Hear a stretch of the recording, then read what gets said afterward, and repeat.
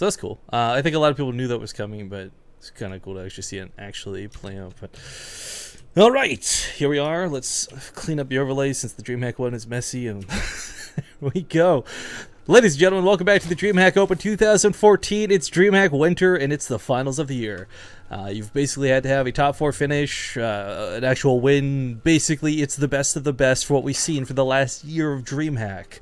Spawning in the top right corner of the map for his group, it's going to be the Red Circ player from Axiom. I give you Impact. In the bottom left, as the blue Terran, it's CM Storm's Polt. I almost feel like the colors should be reversed. I don't know, I just see Impact as an Axiom in general as a blue, but I guess they got all 3 colors, so cover their bases. Yeah. Smart guy, that Total Biscuit, you know? Doesn't matter what color you spawn, you nailed it. The graphic designer that he hired. Yeah. Well, how do you know it wasn't him? I don't, actually. Just like in bed one night, says, oh, what a brilliant idea, and like writes it down. Just like Harry Potter, man. You know, Katz did his own logo, but I also knew that Katz went to the Art Institute, so... Yeah, Katz does some art and stream from time to time, but... okay, so let's get to the thick of this. We, personally, if you're a big Base Rate TV fan, you've seen a lot of Impact in recent days. Polt, again, one of these players kind of like Stardust. Like, he used to play in every weekly cup. He was the king of the Zotac North Americas, and, well, when WCS rolled around, he put his focus on winning. And it's proven to work. You know, WCS American champion multiple times, constantly top finishes pretty much everywhere he goes. The problem is, like, we don't have a lot of actual wins. It's funny, like, both of these guys are folks I could easily see in the semifinals. No problem. But I don't know if I could necessarily see them taking the whole tournament. Not with the caliber of players that are still at play. But, gotta give it to them both before we even get into the series. Like, these are probably some of the most fantastic people in this group. And I'm very, very looking forward to this series. Yeah. Impact, though, he surprised us at DreamHacks before, right? We got 2nd place after beating Jaedong. Oh, man, that was so cool, it's the only one too. that I've ever forgiven. That was, like, the best storyline, too. Like, the whole going back to, like, Brood War days. Like, everyone was bringing it up, and I'm just like, oh, Impact, yeah. I love you. No, I'm just kidding. I remember I tweeted at, like, Axiom, and I was like, he's the only player I'll ever forgive for denying Jaedong is, like, a finals game. How much I like Axiom. But yeah, it's Impact.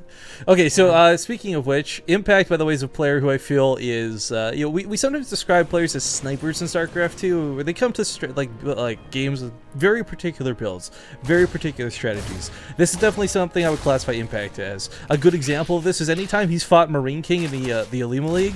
Oh man, he comes with Marine King's number every single time. Like, if he knows who he's playing, Impact does his homework. I'm so sad that, you know, Axiom isn't going to be in Pro League as far as we, like, know. I don't know, like, kind of like a last minute announcement. But anyways, but like, if Marine King was played, they'd just be like, Impact, go get him. Easy, like, not even a question, yeah.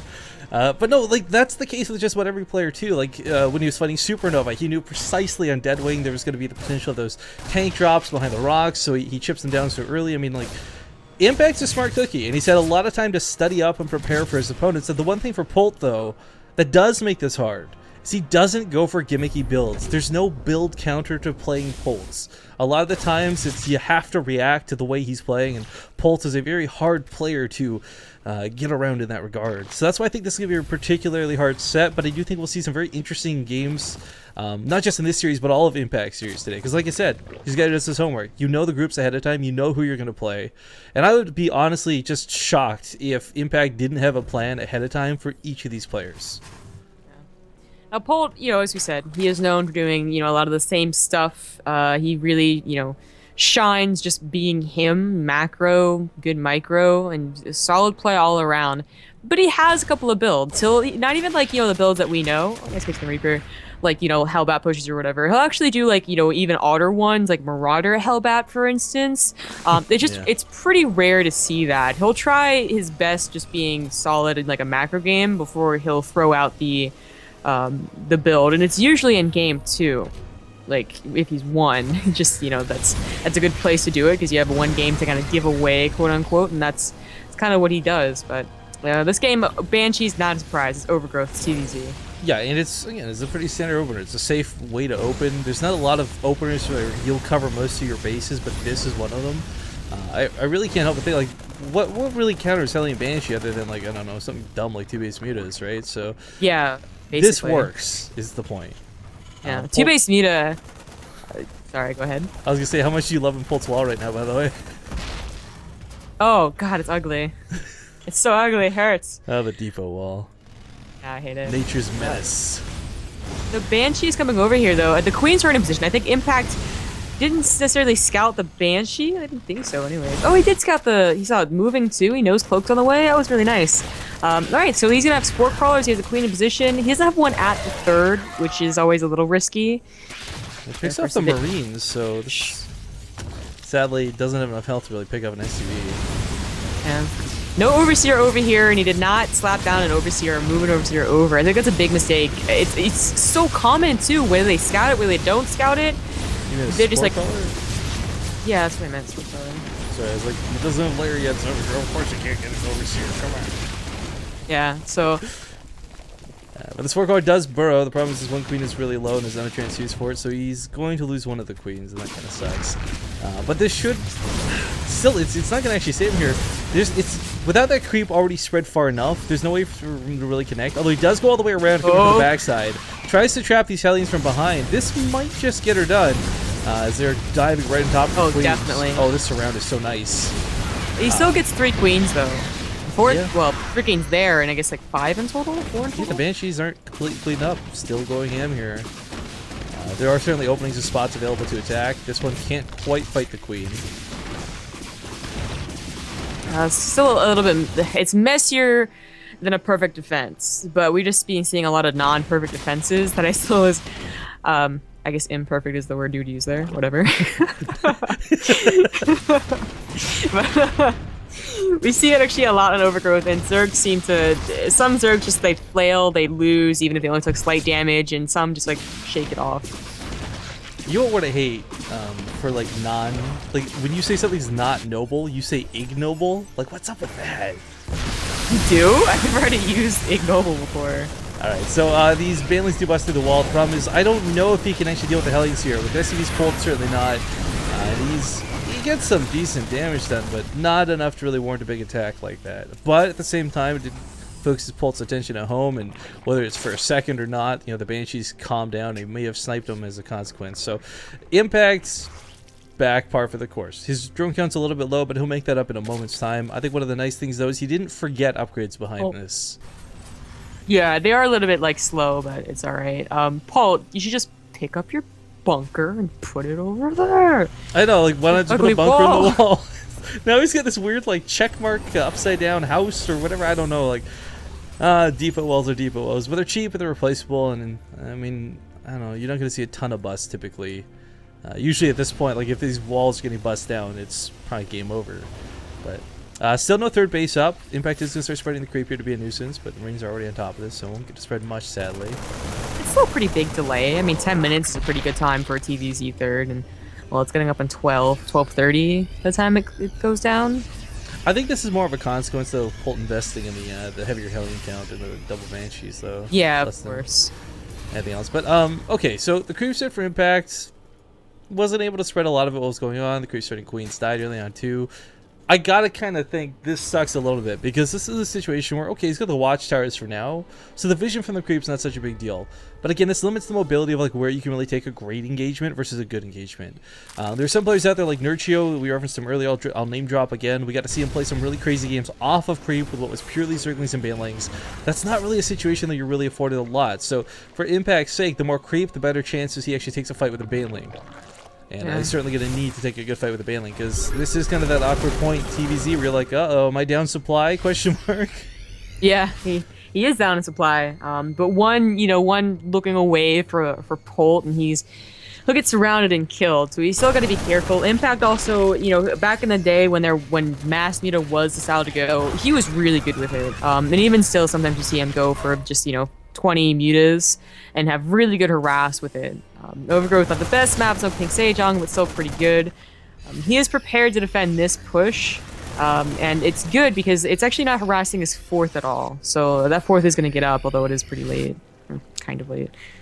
Okay, well, the bailing count is what I'm kind of shying here at. I mean, you're gonna, to a degree, want a lot of lings. They're great for either holding the army in place or just soaking hits. The one-of-my shot, of course, you might try to go off on, like, say, 5 Zerglings and 5 Banelings, but if he doesn't get some more Banelings, I don't know if he can actually hold this push.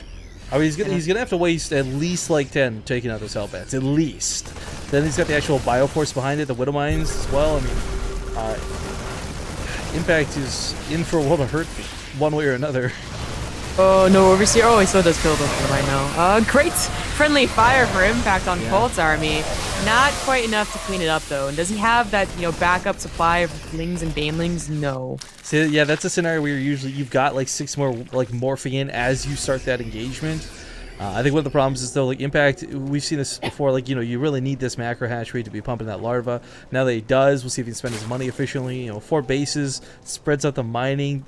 If he can buy himself enough time, maybe this is, I mean, 80 drones is a great economy. This is something you can have to throw Banelings with, but he still has to take good engagements is the problem, and just not a lot of Banelings to do that with.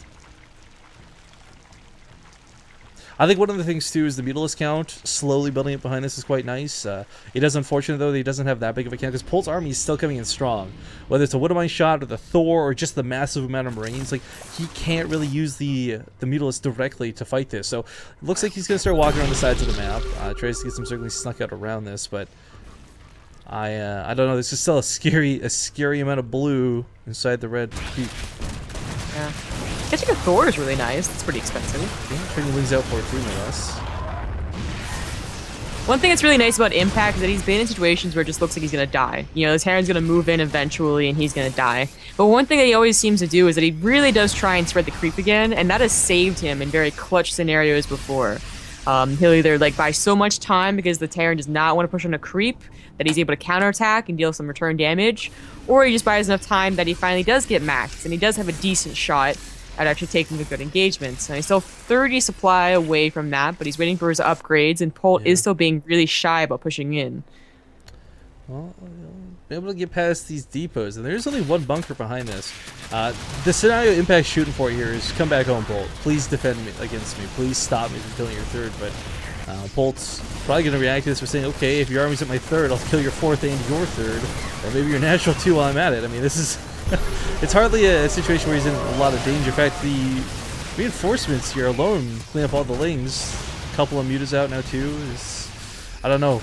Polt does get pressured into pushing to the 4th year of Impact.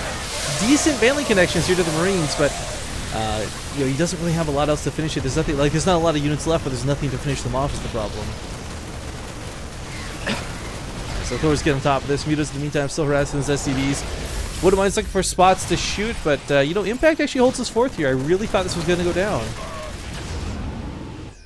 Impact is doing a really great job bringing the field back into this game. Oh, picks out the freshly dropped minerals. That's dirty. With so many Marines here, he's got to be careful about where he goes with these Mutas. It's kind of time to pull out and go home, man. I don't know. He's going to keep trading out the best he can, of course. It's Impact. He's not one to just give up and throw away the Mutas, but as we see with the Thor out, kind of limited on how long and where you can be. Okay, no Mutas actually went down on escaping. That was the Overseer's death right there. But Impact kind of did exactly what I said. Now, it wasn't based on the creeps, it was more based on just Polt being really shy, but the counterattack was good, and the main fight was pretty okay, so now it's back to even supply. And one thing that would usually be like, oh, well, it doesn't actually happen. Polt never started his 3-3. That's usually what the case is. So Impact's a good shot here to actually win this engagement and then keep pushing forward. Those Banelings were so nice. He's going to clip, maybe pick up a medevac or 2. Nah, they just fly right on by as the reinforcements are right here, but he's got to clean up these Widow Mines. Doesn't really need to use Banelings on it, but safe and start because you don't know when they're charging off. But, what I'm most surprised about is the army supplies have remained somewhat even throughout all of this. Usually this is a tug of war where it snaps and somebody just pulls massively far ahead. And I mean, Polt has not been able to pressure Impact to a situation where he's dead. Impact has been fighting with pretty scarce armies most of the time. Like, we never really see him flood in here with 200 Banelings, but still going to take another engagement here on top of the creep. Banelings are going to connect to these Marines. They are going to try and split. Polt getting some decent spread, but as he does, he has to give up the Thors, which means the Mutalisk can come back into play, and these Marines are going to have to be abandoned. A very small counterattack going off over here. A couple of Lings on the left side, but we'll see if Impact can follow through with it. The Thors are unloaded and fire away on top of the Mutas once again. Lings on top of this army, picks up the Thors yet again. What am I not going to go off on too much here? And nice control of Impact. I think a big problem though is Impact did bleed out a lot of mutas. I think he's... Yeah, that does suck. He's replacing with 8 more, though, when he's on 5 bases. I think he's going to win this game here. Yeah, it's 40 good, supply, yeah. 50 supply at head.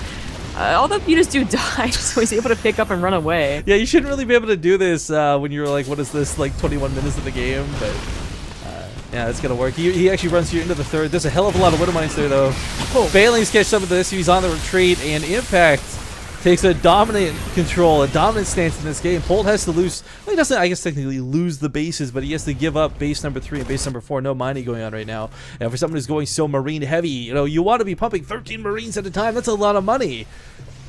Yeah. Down to 24 SCVs. Mules are cool, guys, but they're not that cool. Impact still has a big army. He replaced those mutas as we talked about him losing them, so he'll just start harassing again, making sure that the bases don't get down without him noticing at the very least, and hopefully killing as well. The upgrades are about to finish for Polt. Those probably should have been done earlier. There was a bit of time where he had a pretty good position in the game and just decided that, you know, either forgot or maybe not enough gas or what, but he just did not start 3-3. So that is going to help him, but Impact is now 70 supply ahead. Yeah. And he could get an invitation pit as well as, you know, his own hive and go up to his own 3-3. You know what these SCVs were thinking just now? Boy, I sure wish Thors could repair themselves. This will make my job so much easier. Okay, the engagement is going to come down, but there's not enough Widow Mines to cover the Zergling spread. Oddly enough, it looks like Zergling's going to win this out more than the Banelings and more than the Mutas, as these Thors begin to fall to the last real set of resistance that Polt has left. A small drop gets unloaded here, but I mean, that's it, right? Third base not mining still. The SCVs are just slaughtered once again, and I think Impact's got it. It's a clutch victory here. He's not exactly swarmed his way to insane overpowerment, but you know, with 170 supply over 62, I mean that's pretty much all she wrote. There's no way that Polt fights this back for much longer. Not mining, at least. Or not while not mining. There we go, that sounds a little better. GG. Well played. That was a great game from both players, but Impact takes it at the end of the day. And like I said, there's